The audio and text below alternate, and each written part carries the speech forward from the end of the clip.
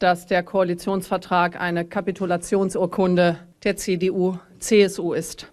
Die überwältigende Ablehnung aus der Bevölkerung ist die verdiente Quittung. Zu viel vom hart erarbeiteten Steuergeld der Bürger wird für falsche und schädliche Politik verschleudert. Es werden weiterhin im atemberaubenden Tempo Turboeinbürgerungen bildungsferner Ausländer durchgeführt, die den deutschen Pass erhalten. Der billionenschwere finanzpolitische Staatsstreich bleibt die größte und schwerste Hypothek der schwarz-roten Koalition, sofern sie überhaupt zustande kommen sollte. Für diesen zweifelhaften Koalitionskit haben Merz und die Genossen die Bürger dieses Landes belogen und den Bürgern neue drückende Belastung durch Inflation, Abgaben und Steuern aufgebürdet, die sie jetzt schon zu spüren bekommen.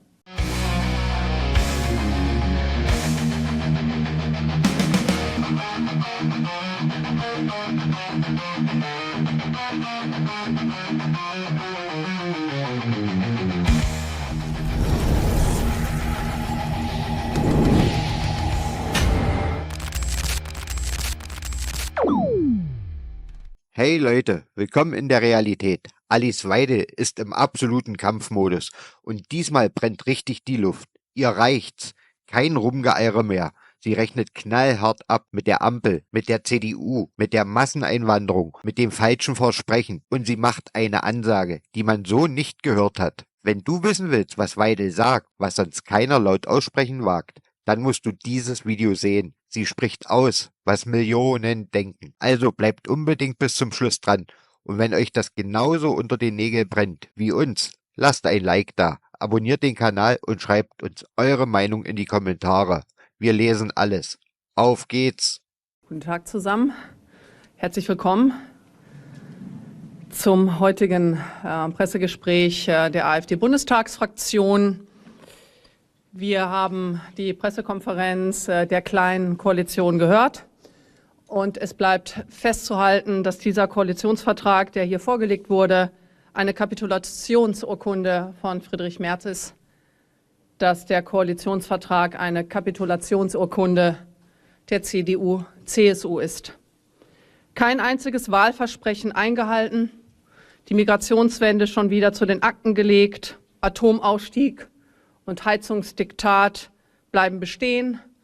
Merz ist schon vor seiner möglichen Wahl zum Kanzler auf breiter Front gescheitert. Die überwältigende Ablehnung aus der Bevölkerung ist die verdiente Quittung.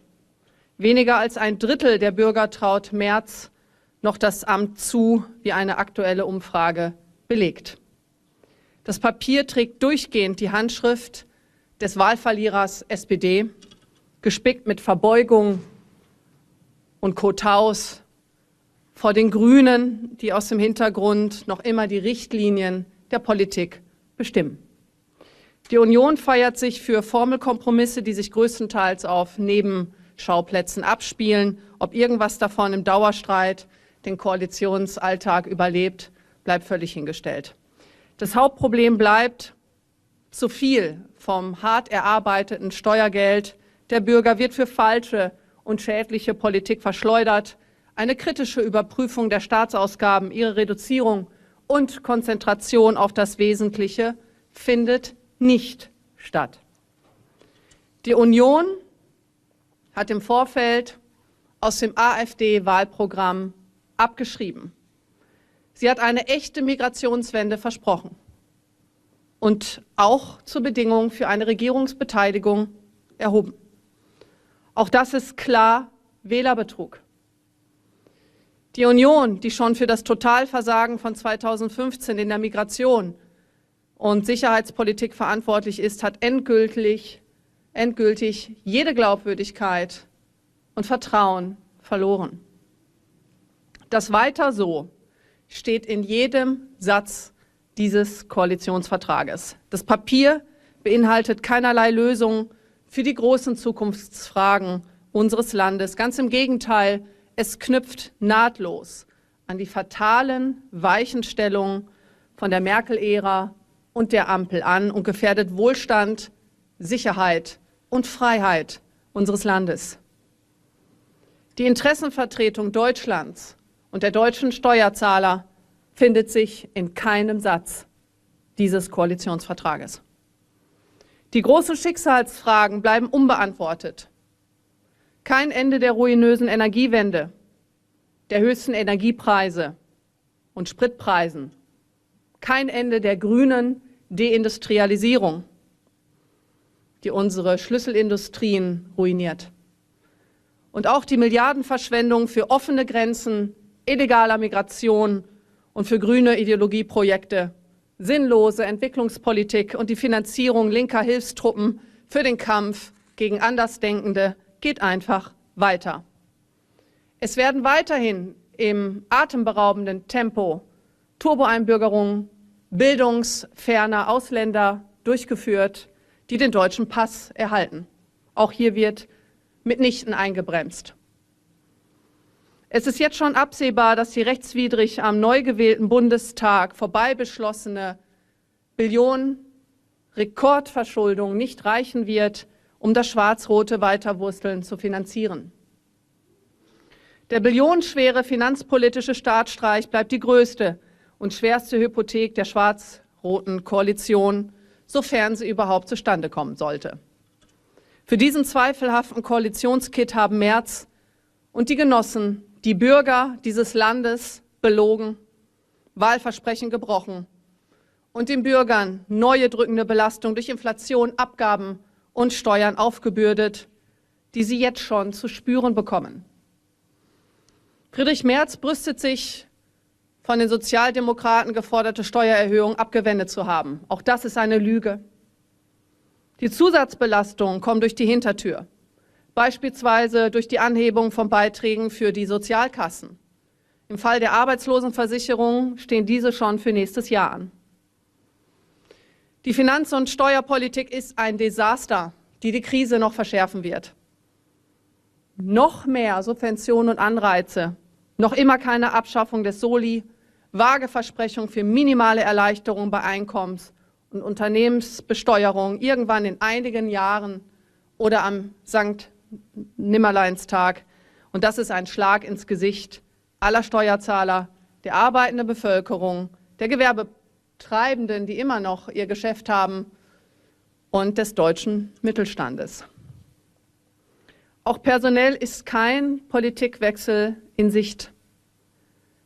Die alten, man muss es einfach so sagen, die alten Versager teilen sich die Posten neu auf.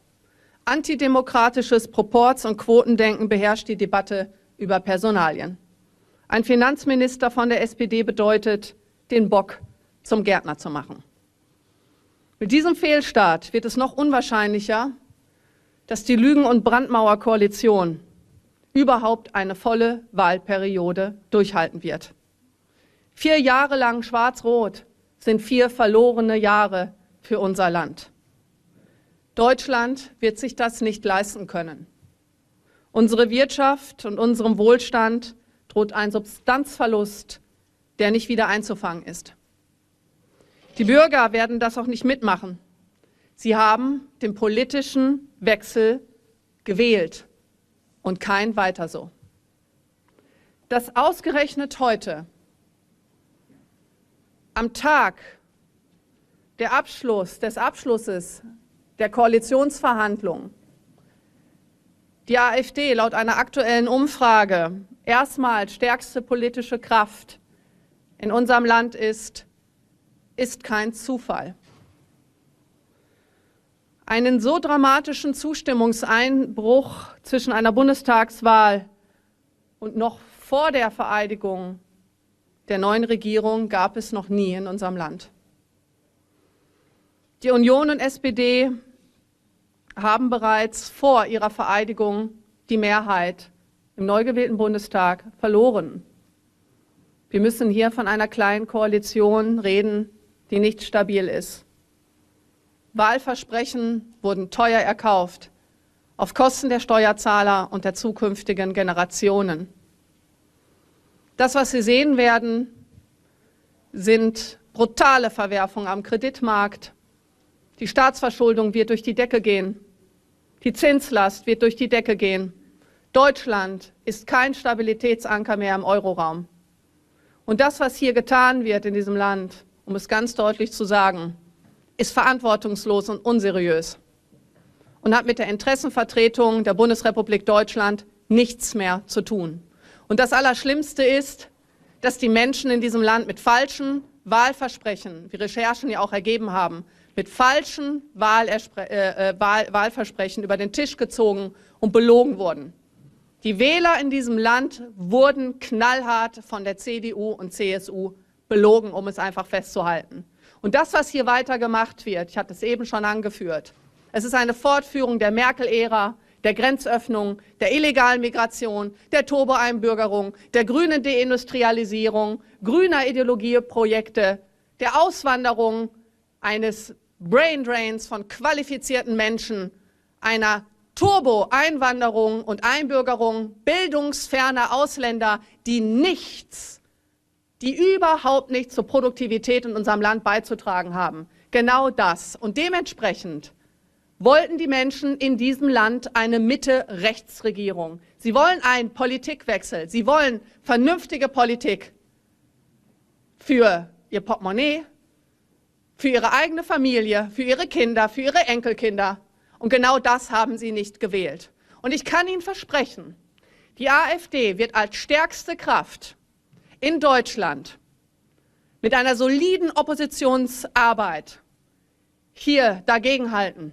Und ich werde Ihnen versprechen, wir sitzen in der nächsten Legislatur in der Regierung und wir werden genau diese fatalen Fehlentwicklungen werden wir zurückdrehen und wir werden sie korrigieren.